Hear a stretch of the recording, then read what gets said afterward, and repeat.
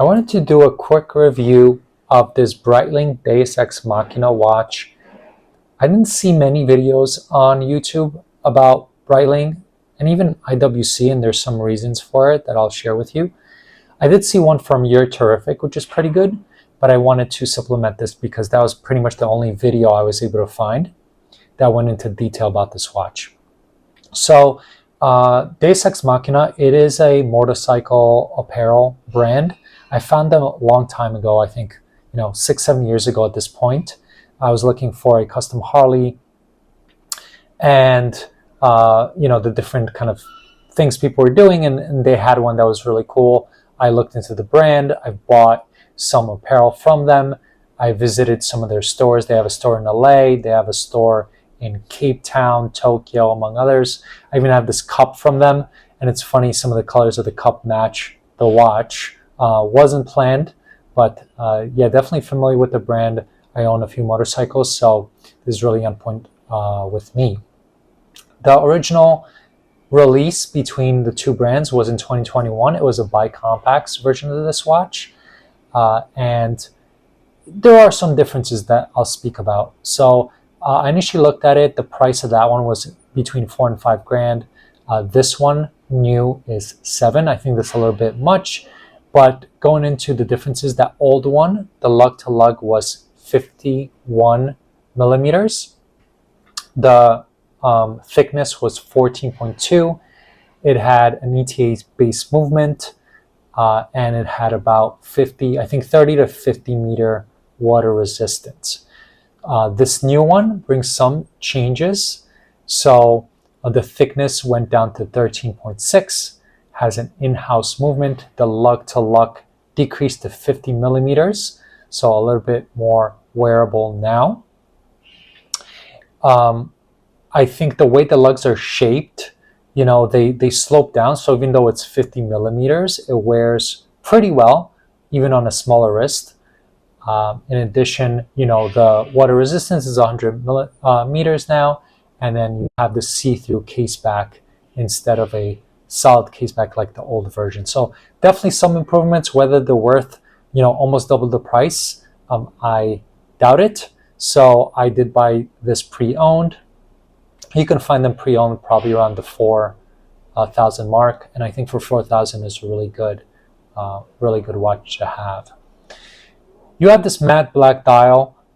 Initially in pictures, it may look a little bit flat, but I think because of the blue on the AR crystal, in different lights, it does look blue and gives us some dynamics in how the watch looks.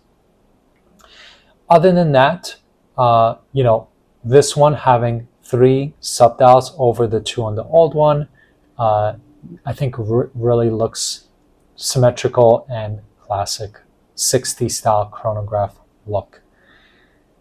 Overall, I really like this watch. I think it wears well on a smaller wrist. I see Breitling as similar to IWC. I feel like they're a little bit more overpriced from the AD. I think secondary markets where you'd really find a decent price to pick these up. A lot of what the Mark 18, the changes they made to the Mark 20, the in-house movement, the shorter lug to lug, better water resistance, very similar to the changes Breitling made. Both the companies have a history in aviation, so I find them very similar. And similarly, I don't find a lot of videos on YouTube, and maybe it's because the longer lug to lug and some of the famous YouTubers being small-wristed people, they maybe don't review these watches as often. I don't really know why, but I think they're really great watches, and I really like both brands. So while I have both of them, I'll compare quickly to this Speedmaster Broad Arrow on my wrist. It's a 42 millimeter watch. The 2 millimeters is on the crown guards. Wears more like a 40. Here it is side by side. The Breitling looks a little bit bigger because the Speedmaster has a bezel while the Breitling does not. But overall, footprint, they feel very similar between the two. So if I put on the Speedmaster, you could see with that shorter lug to lug, wears pretty well on my 6.75 inch wrist. and that lug length, sorry, is 47.6, fairly manageable on a smaller wrist. The Breitling is 50 millimeters, like I mentioned. This is how it looks. So strapping it on, it overall wears really well, I think. Even though the lugs are longer, they slope down, and from far away they kind of fade in the background. You can mainly see the dial. Even up close, the dial stands out because the curvature of those lugs, and you see that space on the bottom. It pretty much reaches the top, but I feel like the lugs kind of fade in the background, so you don't really see them. And overall, they're fairly thin and sloped down, so you mainly can focus on the dial when seeing the watch. It is up close again. And it does have more wrist presence, I think, than the Speedmaster, but honestly, the thickness is not that bad for a automatic chrono.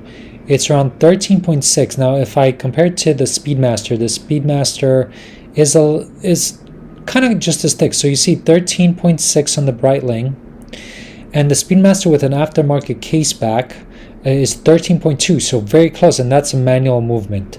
With the OEM case back, it's around 14.2 on the Speedmaster. So I would say, more wrist presence on the Breitling, but fairly manageable, not that thick, and definitely I feel like these watches don't get the love they deserve. So don't be afraid to pick one of these up.